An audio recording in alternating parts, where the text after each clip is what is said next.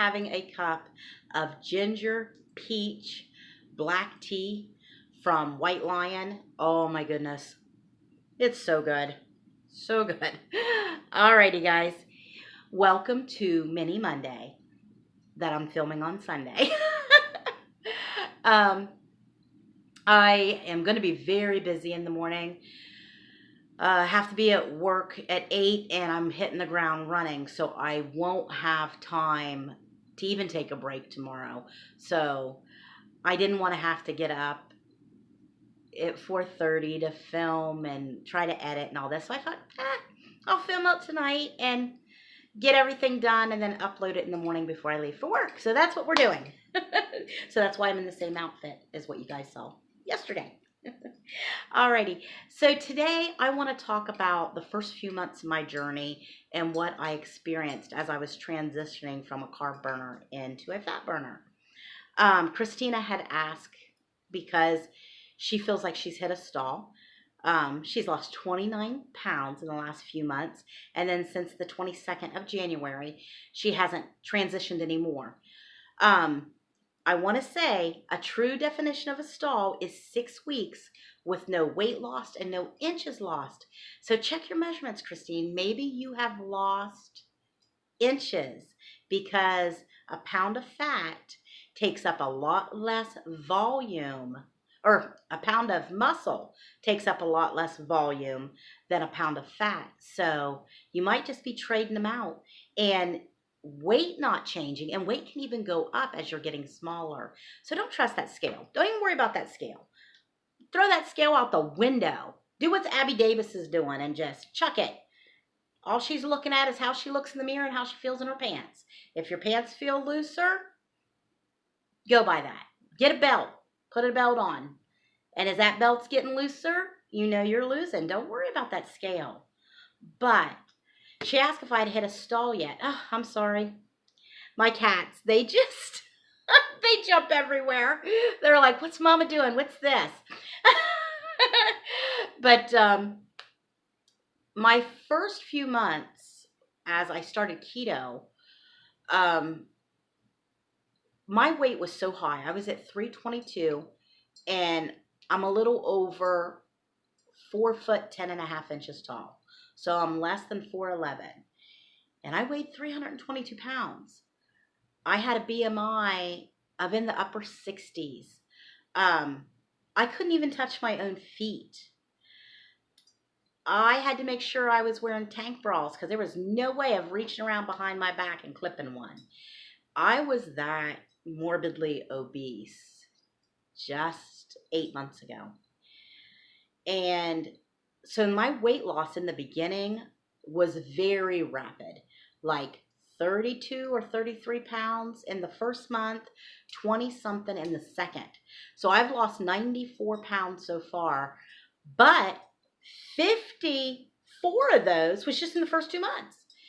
So over the last 6 months, because I'm 8 months in, over the last 6 months, I've lost 40 pounds, which is reasonable. That's where I would expect it to be, because for healthy weight loss and all the good stuff we want, skin retention and to look nice, and to maintain healthy nutrition, we don't want our weight loss to be too rapid. So we want to lose about a pound, half a pound to a pound a week, no more than 8 pounds in a month. So that's where I've been for the last 6 months. And I was freaking out a little bit last month just because I went from losing such a small, what I felt was okay amount, to that 19-pound whoosh. And I don't know why, it just scared me. It did. I'm a drama queen. Ever since I started this diet, I'm a drama queen. But so those first few months, I went through the keto flu in the first month, like everybody does, because I didn't know to supplement those electrolytes properly.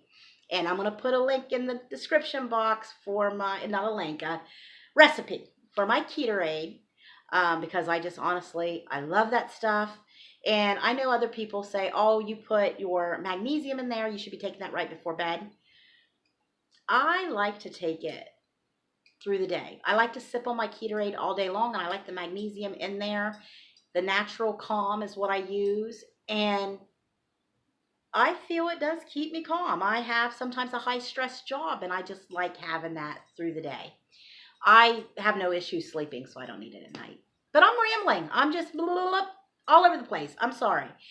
But it's because I really don't have much to say about the first few months, because I haven't hit a stall yet. So, and I'm sure I will. I keep saying that. I'm sure I will. Everybody does. But a true stall is 6 weeks with no changes whatsoever.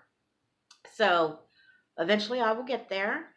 And at that 6-week point, I don't plan on changing anything up until I reach the 6-week mark, because realize that our body is healing itself from the inside out. So just because that weight's not changing on the scale doesn't mean that I'm not gaining bone density, or doesn't mean that I'm not trading muscle for or fat for muscle.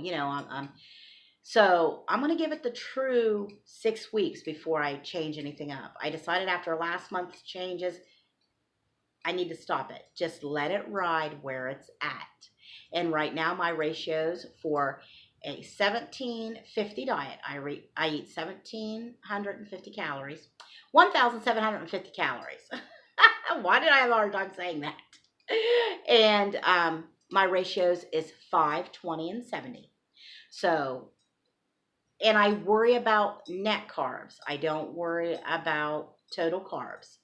So net, I eat 22 carbs, and I eat 110 protein, and I let the fat fall wherever it may. So even though my macros are set for those calories, and it tells me that's what I should have, this, and this, I don't worry about this, and this. So by the end of the day, if that macro chart does not match what it should, I don't worry about it, as long as I kept those carbs below 22 net, and I'm eating close to my protein.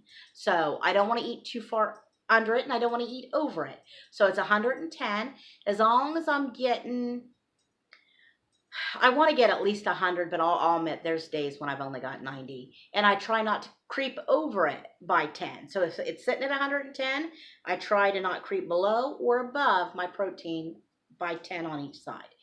And then the fat just falls wherever it is. Some days it's higher, and then some days it's lower. If I'm just not that hungry, I'm going to try to make sure that I'm getting my protein in, and healthy carbs. Now, I don't worry about the carbs, but I do want at least one healthy salad a day. I try to anyway. So that's all the advice I can really give on a weight loss stall, because I haven't experienced it yet. It's just give your body a chance. Give it a chance to do its thing. And make sure you're waiting that true 6 weeks before we panic and change things up. Because this is a lifetime journey. We want some place to be able to go. And I've said it before, and this is truly what I feel, not a doctor or nutritionist, but I feel if you drop it too quick, you're going to hit the ground with still quite a bit of weight loss to go. And then what are you going to do? If you're already at the bottom and your metabolism is low as it's going to go, because as you drop those, that metabolism drops too. So once you've piddled out, then you've got to do that dreaded carb up thing. And that honestly scares me to death. I will not ever introduce what I consider negative carbs back into my diet. So to do a true carb up where you eat a sweet potato, or I can't, because my problem is that I am a true binge eater with an eating disorder. And if I introduce those starchy carbs back into my diet, I know myself well enough that I'll jump right off that cliff. So if it comes to a point where I hit a true stall and cannot move past that, and I've dropped my carbs as low as they can go, then that's just where I'm going to sit, because I will not introduce any rice, quinoa, sweet potatoes. Not going to do it. Not going to do it. And for a while there, I even thought that I might introduce fruits back in. But then I realized how much I used to love fruit. And I thought, right now that's too scary for me. I just can't do it. But guys, I hope this was helpful. And if it wasn't beneficial, I'm sorry, but I've just not had an experience of a stall yet. So it's really nothing that I can really speak on. All right, you guys have a great day. Blessings, and I will see you tomorrow on Tutorial Tuesday. Blessings.